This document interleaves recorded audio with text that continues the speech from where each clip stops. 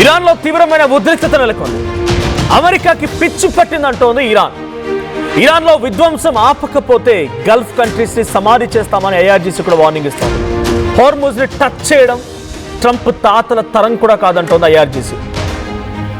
Bahrain, Kuwait లో Iran బీభత్సం సృష్టిస్తోంది. ఇరాన్లో బ్రిడ్జిల పేల్చివేసినటువంటి ఘటన వెంటనే ఆ కంట్రీస్ పై విరుచుకుపడింది ఐఆర్జీసీ.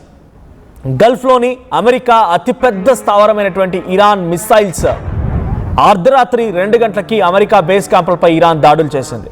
రాత్రంతా మిసైల్స్ల మోత మోగింది, బాంబుల శబ్దాలు వినబడ్డాయి.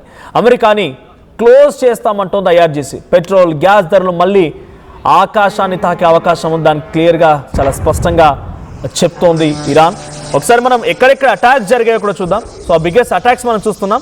సో ఇప్పుడు దాకా చెప్పినట్టుగా అమెరికా ముందుగా ఇరాన్ పై అటాక్ చేసింది. ఇరాన్ ఉన్నటువంటి Bandar Abbas, Qeshm port, Kharg port, Bandar Khamir బ్రిడ్జ్లని కూల్చివేయడం, గరివే బ్రిడ్జెస్ని కూల్చివేయడం, ట్రాన్స్పోర్టేషన్ మోడ్స్ని పేల్చివేయడం, డ్రోన్ సిస్టమ్ ఫెసిలిటీస్ని పేల్చివేయడం, ఎయిర్ డిఫెన్స్ సిస్టమ్ని, రాడార్ సిస్టమ్ని ఒకటా రెండా రాత్రంతా మోత మోగింది ఇరాన్లో కూడా. దానికి ప్రతీకార చర్యలో భాగంగా ఇరాన్ కూడా దాడి చేస్తూ బహ్రెయిన్లో ఉన్నటువంటి జుఫైర్ బహ్రెయిన్ ప్రాంతంలో ఉన్నటువంటి జుఫైర్ దగ్గర US 5th fleet headquarters naval base ఇది. సో యుఎస్ సంబంధించి నావల్ బేస్ అక్కడ రాత్రి అటాక్ చేసింది తమ బాలిస్టిక్ మిసైల్ డ్రోన్లతో ఇరాన్. దీని కారణంగా Iran missile and drone launch చేయడంతో ఆ 5th ఫ్లీట్ హెడ్ క్వార్టర్స్ మొత్తం కూడా పాక్షికంగా దెబ్బతిన్నట్టు తెలుస్తోంది. కానీ దీన్ని యుఎస్ కన్ఫర్మ్ చేయట్లేదు. ఇంకా ఎస్ మా దగ్గర ఈ అటాక్ జరిగింది, ఈ అటాక్ని మేము తిప్పికొట్టామని చెప్తోంది. కానీ ఆ అఫీషియల్ డిస్ట్రక్షన్ని, అక్కడ జరిగిన నష్టాన్ని మాత్రం ఎక్కడ కూడా అఫీషియల్గా అమెరికా ఇంకా అనౌన్స్ చేయలేదు. కానీ ఐఆర్జీసీ ఏం చెప్తోందనంటే మేము రాడార్ సిస్టమ్ని, కమ్యూనికేషన్ ఫెసిలిటీస్ని మొత్తాన్ని కూడా డ్యామేజ్ చేస్తామనేది ఐఆర్జీసీ చెప్తున్నమాట. This is the first instance బహ్రెయిన్లో US 5th fleet naval base పైన అటాక్ చేయడం అనేది ఇరాన్. సో నెక్స్ట్ చూస్తే ఖతార్లో కూడా అల్ ఉదీద్ ఎయిర్ బేస్, ఇది the biggest largest air base in Gulf countries. So largest military air base ఇది. So Gulf countries ఉన్నటువంటి అతిపెద్ద ఎయిర్ బేస్, మిలిటరీ బేస్లో ఇది ఒకటి అమెరికాకి.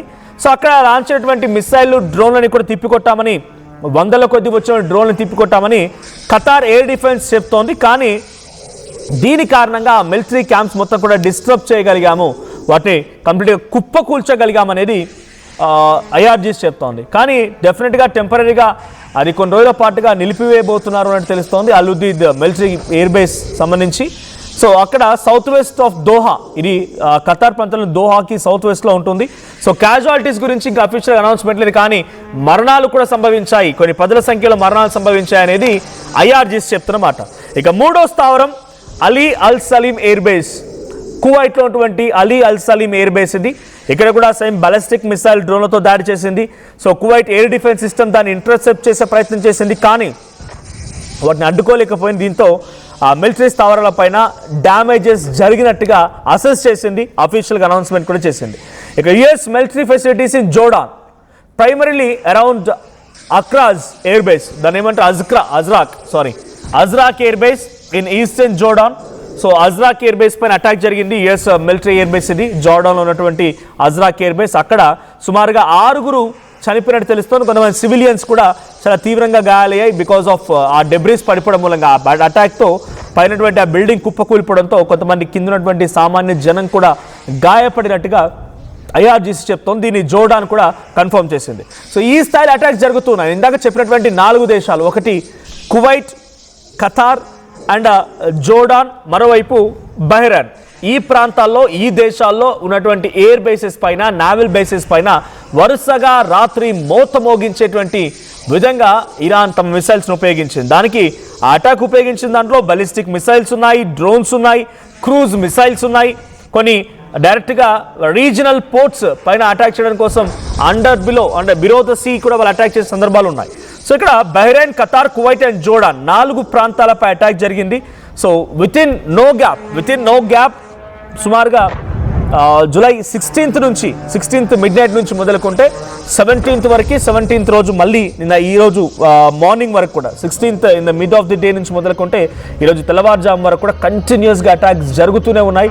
ఈ లాస్ట్ 48 hours అమెరికా కూడా చాలా తీవ్రంగా నష్టపోయింది. అమెరికా కూడా తమ ఎయిర్ బేసెస్ని కుప్పకూలిపోయింది. అమెరికా కూడా తమకున్నటువంటి మిలిటరీ క్యాంప్స్లో చాలా తీవ్రంగా నష్టపోయింది. అక్కడ కూడా భయంకరమైనటువంటి బాంబులతో ఇరాన్ విరుచుకుపడింది.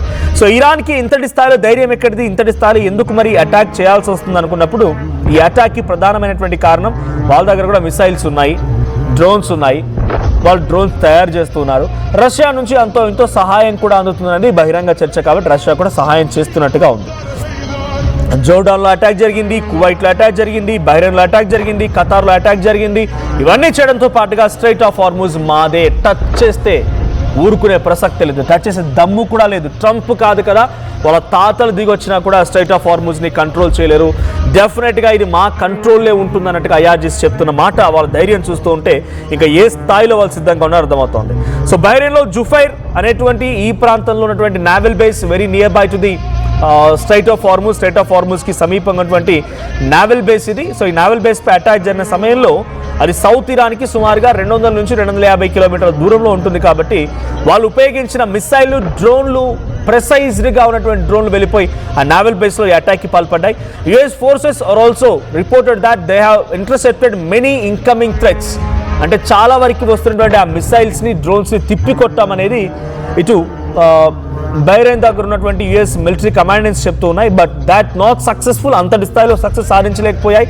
సో పార్షియల్గా ఇక్కడ నావల్ బేస్ దెబ్బతినింది. US navy 5th fleet headquarters అన్ని కూడా ధ్వంసమైపోయాయి. ఇక ఖతార్లో ఉన్నటువంటి దూరం ఇరాన్కి సుమారుగా 300 కిలోమీటర్ దూరం. సో అక్కడ కూడా సెంట్రల్ కమాండెంట్స్ ఏం చెప్తున్నారంటే, ఇక్కడ దోహా దగ్గర జరిగినటువంటి అలుదీద్ ఎయిర్ బేస్ అనేది మాకు చాలా పెద్ద కీలకమైనటువంటి ఎయిర్ బేస్, అమెరికా గల్ఫ్ కంట్రీస్లో ఏర్పాటు చేసుకుంది. సో ఈ ఎయిర్ బేస్ పైన ఎప్పుడైతే ఇరాన్ అటాక్ చేసిందో దీన్ని మనం చాలా తీవ్రంగా పరిగణిస్తున్నాం. డెఫినెట్గా అంతకంతకు అనుభవించక తప్పదు అనేది యుఎస్ సెంట్రల్ కమాండెంట్స్ చెప్తున్నమాట. వాళ్ళు అక్కడ ఉపయోగించింది క్రూజ్ మిసైల్స్ ఉపయోగించారు దీనిపై అటాక్ కోసం. సో ఖతార్ కూడా ఎయిర్ డిఫెన్స్ సిస్టమ్ని యాక్టివేట్ చేసింది.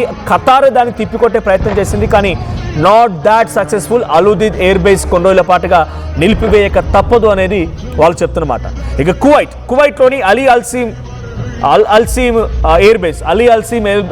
ఎయిర్ బేస్లో కూడా సుమారుగా 300 kilometres far away from the Iran. సో ఇరాన్ దానికోసం క్రూజ్ మిసైల్స్ని ఉపయోగించింది. దాన్ని తిప్పికొట్టడంలో కూడా కువైట్ కొంత ప్రయత్నం చేసిన ఏమాత్రం ఉపయోగం లేకుండా పోయింది. ఇక చివరిగా జోర్డాన్లో ఉన్నటువంటి మరొక కీలకమైన ప్రాంతం, సుమారుగా ఇది 1000 కిలోమీటర్ దూరంలో ఉంది ఇరాన్కి. సో ఇరాన్కి 1000 కిలోమీటర్ దూరం ఉన్నటువంటి ఈ